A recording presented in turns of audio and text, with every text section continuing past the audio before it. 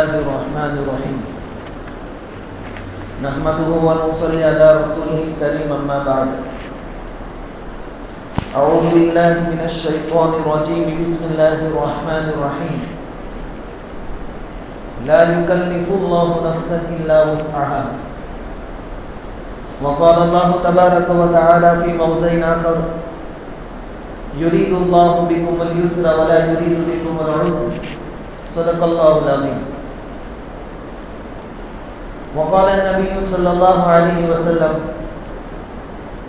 إن أعظم النكاح بركة أيسره مؤونة أو كما قال عليه الصلاة والسلام. بزرگوں اور پیارے بھائیوں، اللہ رب العزت کا بے انتہا کرم اور احسان ہے کہ اللہ تعالیٰ نے ہم سب کو ایمان کی دولت سے نوازا ہے. نبی کریم صلی اللہ علیہ وسلم کو اس دنیا میں نبی بنا کر بھیجا گیا. اس کا ایک مقصد تو یہ تھا کہ نبی کریم صلی اللہ علیہ وسلم مخلوق کو خالق کے ساتھ جوڑے، مخلوق کا رشتہ خالق کے ساتھ جوڑے.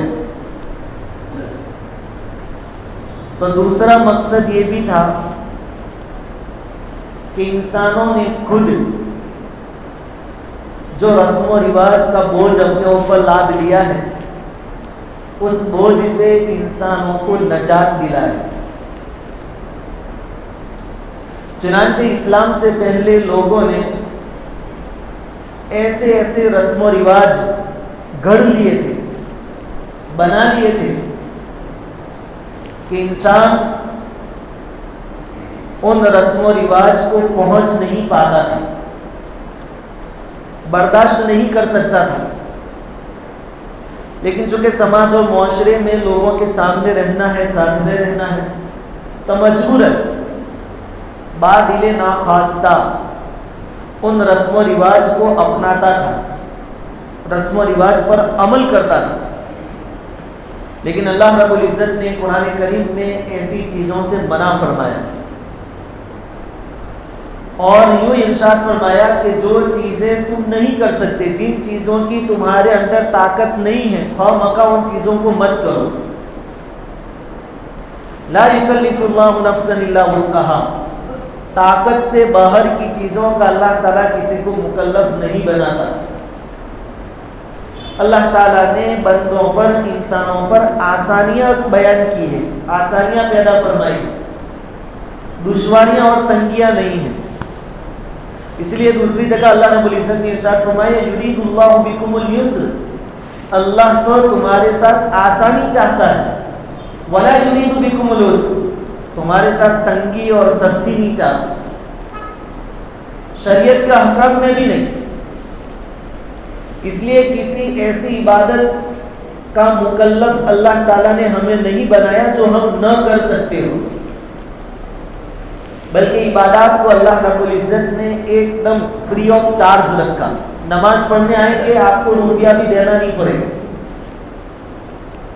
روزہ رکھنا ہے 1 روپیہ بھی آپ کو دینا نہیں پڑے گا، ایک دم فری.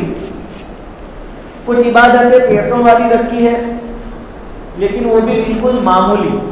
حج کا مسئلہ ہے تو ہر ایک پر فرض نہیں ہے، جس کے اندر طاقت ہو وہ جائے گا، اس پر فرض. جس کے پاس پیسے نہیں ہے اس پر حج فرض بھی نہیں. زبردستی کا بوجھ اللہ تعالیٰ نے کسی پر نہیں رکھا. جیسے عبادتوں میں اللہ تعالیٰ نے لوگوں پر بوجھ نہیں رکھا، ایسے معاملات میں بھی اللہ تعالیٰ نے بوجھ نہیں رکھا. شریعت نے معاملات بالکل آسان بیان کیے، ایک دم آسان. بلکہ عبادتوں کے مقابلے میں معاملات کو زیادہ آسان رکھا ہے. انسان کی فطری ضرورتیں جتنی بھی ہیں ان تمام چیزوں کو بالکل آسان کر دیا. فطری ضرورتوں میں ایک بہت بڑی ضرورت ہے نکاح، ہر ایک کی ضرورت ہے. شریعت نے اس کو بالکل آسان کر دیا. بلکہ جیسا کہ میں نے آپ کے سامنے روایت پڑھی، نبی کریم صلی اللہ علیہ وسلم نے ارشاد فرمایا ان اعظم النکاح برکۃ ایسرہ مؤونۃ، کہ سب سے زیادہ برکت والا نکاح وہ ہے جس میں خرچہ کم سے کم ہو. جتنا خرچہ کم ہوگا اتنی زیادہ زندگی میں برکت ہوگی، اس نکاح میں برکت ہوگی۔ اور نکاح چونکہ فطری ضرورت ہے تو شریعت نے اس کی ترغیب دی۔ حضور صلی اللہ علیہ وسلم نے نوجوانوں کو مخاطب کر کے فرمایا، یا معشر الشباب، اے نوجوانوں، من استطاع منکم الباء فلیتزوج، تم میں سے جو بھی طاقت رکھتا ہو شادی کر لے، اور شادی ایک دم سادی ہونی چاہیے۔ جتنی سادگی کے ساتھ شادی ہوگی اتنی برکت ہوگی، اس کے اچھے نتیجے سامنے آئیں گے، کیونکہ جنسی خواہشات کو پورا کرنا انسان کی ضرورت ہے، تو شریعت نے اس کا جائز اور حلال طریقہ بتا دیا کہ نکاح کرو، اور حلال جتنا آسان ہوگا حرام اتنا مشکل ہوگا، اس لیے شریعت نے حلال کو آسان کر دیا۔ اس کے برخلاف ہم نے حلال کو اتنا مہنگا اور مشکل کر دیا کہ حرام حلال کے مقابلے میں سستا ہو گیا۔ ایک آدمی اپنی جنسی خواہش حلال طریقے سے پورا کرنا چاہے، آج کے دور میں کوئی آدمی چاہے کہ میں نکاح کروں، کسی عورت کے ساتھ شادی کروں، اپنی جنسی خواہش کو پورا کروں، تو آج کے دور میں یہ مشکل ہے۔ اس کے مقابلے میں زنا کاری اس کے لیے سستی ہے، آسان ہے، اور یہ سب کیا کرایا ہمارا ہے کہ ہم لوگوں نے حلال کو مہنگا اور مشکل کر دیا، جس کے نتیجے میں حرام آسان اور سستا ہو گیا۔ حالانکہ شریعت نے حلال کو آسان رکھا تھا کہ ہر آدمی حلال ذریعہ اختیار کرے تاکہ حرام سے بچنا اس کے لیے آسان ہو جائے، لیکن قسم ہر قسم کی رسم و رواج کے ذریعے ہم نے نکاح کو بہت مشکل بنا لیا، بہت مشکل بنا لیا، اور آج پوزیشن یہ ہے کہ نکاح کرنا یا اپنی اولاد کا نکاح کروانا ہر کسی کے بس کی بات نہیں رہی۔ یا تو آدمی کو قرض لینا پڑے گا، یا سود لینا پڑے گا، لون لینی پڑے گی، اور وہ سادگی نکاحوں میں نہیں ملتی۔ اور اس پر زیادہ ظلم یہ ہے کہ لڑکے والے یعنی شوہر کی طرف سے لڑکی والوں کے پاس جہیز کا ڈیمانڈ، جہیز کا مطالبہ، جس کو ہم دہیج بولتے ہیں، باقاعدہ اس کی ڈیمانڈ ہوتی ہے کہ گاڑی چاہیے، مکان چاہیے، اتنے پیسے چاہیے۔ تو ایسے لوگ انٹرنیشنل فقیر اور بھکاری ہیں۔ ہم کو اللہ رب العزت نے مرد بنایا، کمانے کی طاقت اور صلاحیت عطا فرمائی، تو ہماری مالداری دوسروں پر موقوف رہے گی، کوئی ہمیں دے اور ہم مالدار بنے، یہ ہمارے لیے شرم کی بات ہے۔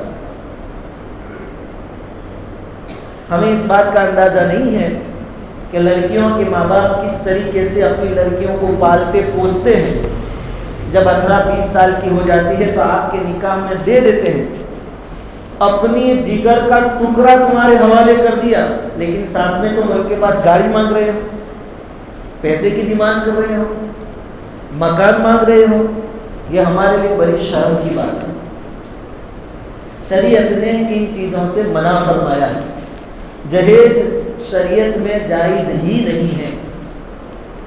نبی کریم صلی اللہ علیہ وسلم نے 1 سے زیادہ نکاح کیے، حضور نے کسی کے پاس سے کچھ بھی نہیں لیا، کچھ بھی نہیں لیا۔ نبی کریم صلی اللہ علیہ وسلم نے اپنی لڑکیوں کا نکاح کروایا، حضور صلی اللہ علیہ وسلم نے جہیز میں کچھ نہیں دیا۔ اب یہ سن کر ہمارے دماغ میں بات آتی ہے کہ حضرت فاطمہ کو تو حضور نے دیا تھا،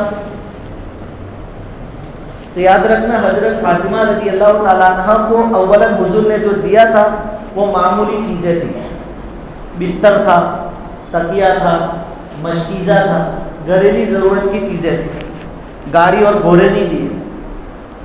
اور سیرت کی کتابوں میں لکھا ہے کہ یہ جو کچھ دیا وہ حضور نے اپنے جیب سے خرچہ نہیں کیا، بلکہ حضرت علی رضی اللہ تعالیٰ عنہ کے پاس سے لیا۔ حضرت علی رضی اللہ تعالیٰ عنہ کے پاس ایک زیرہ تھی، بختر تھا، جو لڑائی کے موقع پر پہنتے تھے۔ حضور صلی اللہ علیہ وسلم نے وہ منگوایا اور اس کو بیچا بازار میں تقریباً اس کے 500 درہم آئے. حضرت بلال رضی اللہ تعالیٰ عنہ کو تھوڑی رقم دی اور کہا کہ تھوڑی خوشبو وغیرہ لے کر آؤ بازار سے. اور ادھر حضرت ام سلمہ رضی اللہ تعالیٰ عنہ کو حکم دیا کہ باقی پیسوں میں سے حضرت فاطمہ کے لیے کچھ ضروری چیزیں لے. تو وہ پیسے بھی حضرت علی کے ہی تھے, حضور کے نہیں تھے.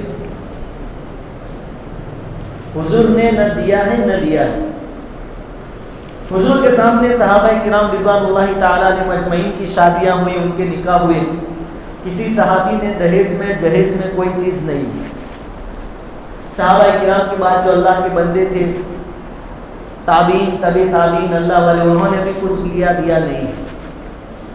ہاں, لڑکی کا باپ اپنی رضامندی سے, چونکہ اپنی لڑکی کو روانہ کر رہا ہے تو اس کی ضرورت کی چیزیں اپنی مرضی سے دے رہا ہے, تو یہ تحفہ ہے, ہدیہ ہے, اس میں کوئی حرج نہیں ہے.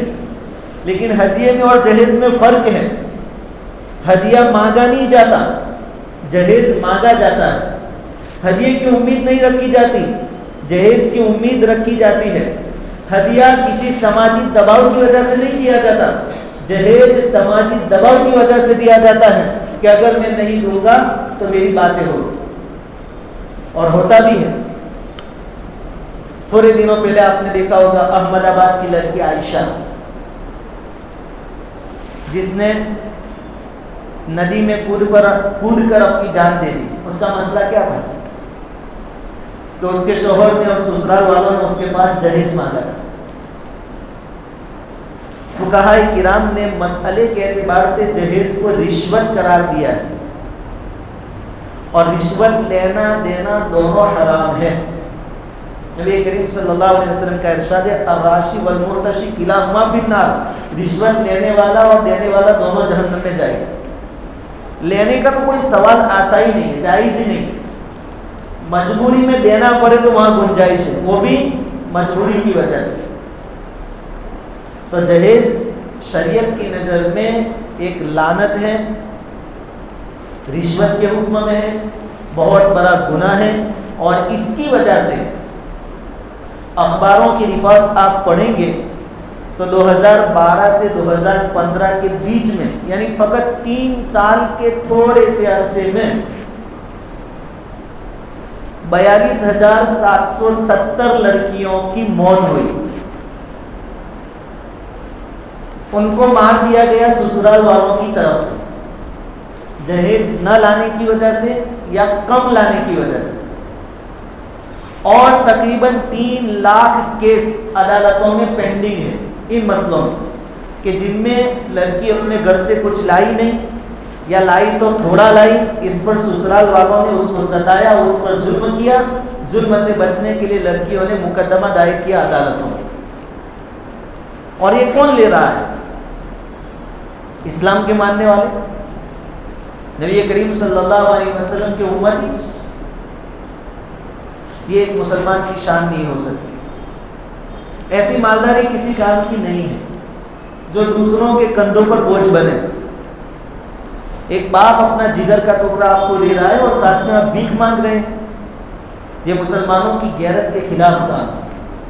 ہمارے لیے کرنے کا کام یہ ہے کہ ہم شادیوں کو آسان بنائیں. اگر شادیاں ہماری آسان ہو گئی تو زنا کاری پر انشاءاللہ روک لگ جائے گی, اس کے دروازے بند ہو جائے گا.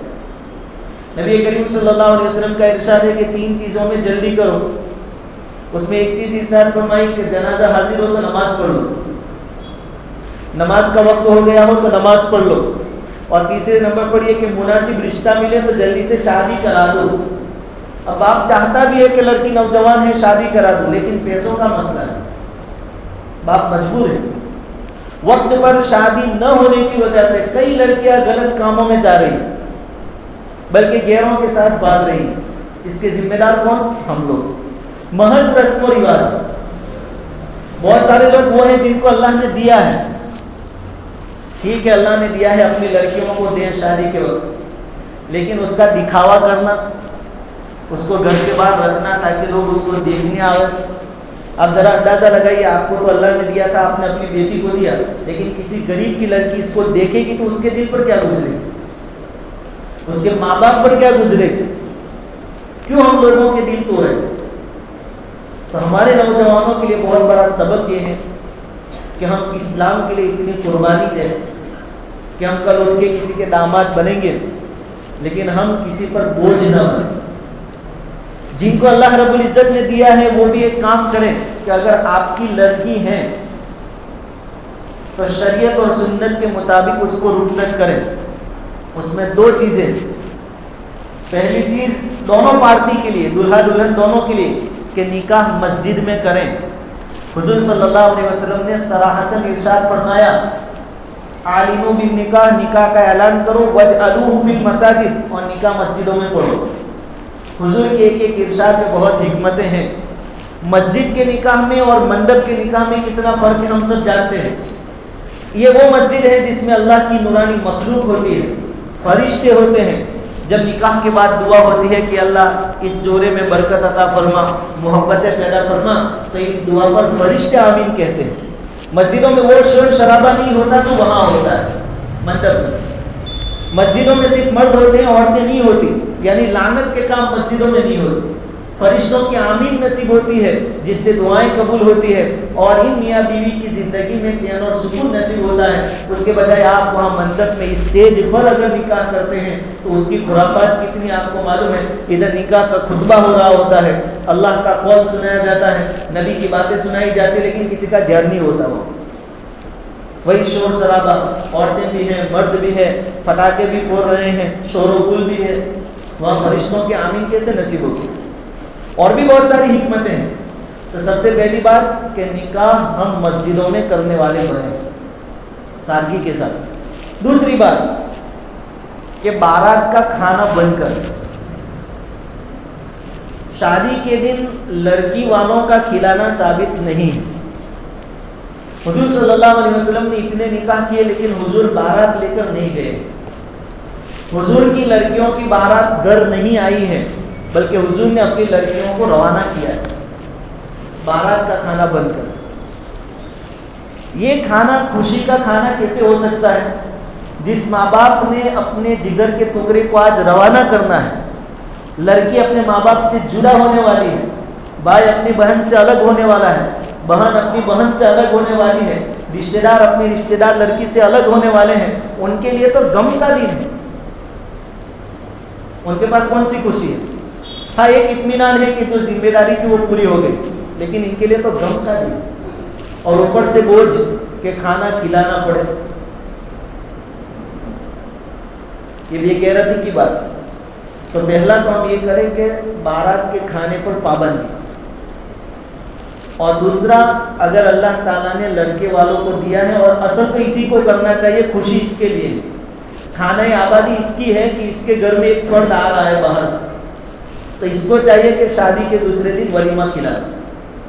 سادگی کے ساتھ اللہ نے جتنی طاقت استطاعت دی ہو اس کے حساب سے ولیمے کا کھانا کھلائے. آج کل تو لڑکے والے بھی اگلے دن کھلا دیتے ہیں.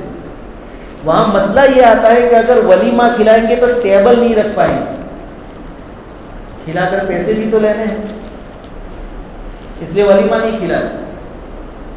یہ لینا جائز نہیں. اس کو فقہا اور علماء نے قرض کہا ہے. آپ کے گھر پر شادی تھی, کسی نے 100 روپے دیے تو دینے والے نے گویا آپ کو قرض دیا. اب باقاعدہ اس کی لسٹ بنتی ہے کہ اس نے 100 دیے تو ہم بھی اس کی شادی پر 100 دینے پڑیں گے. اگر آپ نے 100 کی بجائے 50 دیے تو اس نے تو آپ کو 100 روپے قرض دیا تھا, آپ 50 لوٹا رہے ہیں, 50 آپ نے دبا لی, اس کا گناہ آپ کو ہوگا. زیادہ دے رہے ہیں تو 100 دینے والا 200 دے رہا ہے, 150 لے رہا ہے, تو وہ سود کھا رہا ہے. یہ سود کے حکم میں ہے.